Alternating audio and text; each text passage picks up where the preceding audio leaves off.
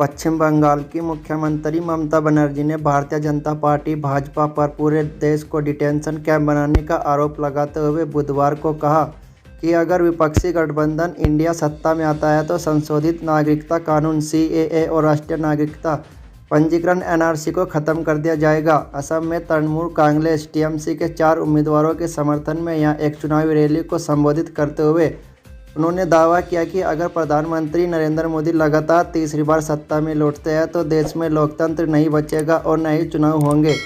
बनर्जी ने आरोप लगाया कि पूरे देश को डिटेंशन कैंप बना दिया गया है। ये चुनाव बहुत खतरनाक है। मैंने अपने जीवन में इतना खतरनाक चुनाव कभी नहीं देखा। बनर्जी ने दावा किया कि जब वह NRC को लेकर दोनों राज्यों असम और पश्चिम बंगाल के बंगाली लोगों के समर्थन में पश्चिम बंगाल में आंदोलन कर रही थी, तब असम के मुख्यमंत्री हेमंत बिस्वा शर्मा ने पुलिस में कई मामले दर्ज कराए। बनर्जी ने कहा, मेरी गलती क्या थी? क्या आप मुझे जेल भेजेंगे? क्या मार डालेंगे या डिटेंशन कैंप में डाल दोगे? जब NRC से बाहर किए गए 19 लाख लोगों में से 17 लाख बंगाली असमिया थे तो मैं लोगों के लिए आंदोलन कर रही थी। मुख्यमंत्री ने कहा कि उनकी पार्टी TMC सभी धर्मों से प्यार करती है और नहीं चाहती कि धार्मिक आधार पर लोगों के बीच भेदभाव हो।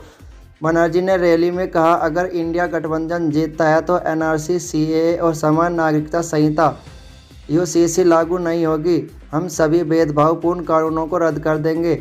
इससे आगे बनर्जी ने कहा, अगर मोदी दोबारा जीतते हैं तो लोकतंत्र नहीं रहेगा और न ही कोई चुनाव होगा, पूरा देश बेच दिया जाएगा। उन्होंने लोगों से लोकसभा चुनाव में असम में TMC की सभी 4 उम्मीदवारों के लिए वोट करने की अपील की और घोषणा की कि उनकी पार्टी 2026 के राज्य विधानसभा चुनाव में सभी 126 सीटों पर चुनाव लड़ेगी। इससे आगे ममता बनर्जी ने कहा कि यह सिर्फ एक ट्रेलर है, फाइनल अभी बाकी है, मैं फिर आऊँगी।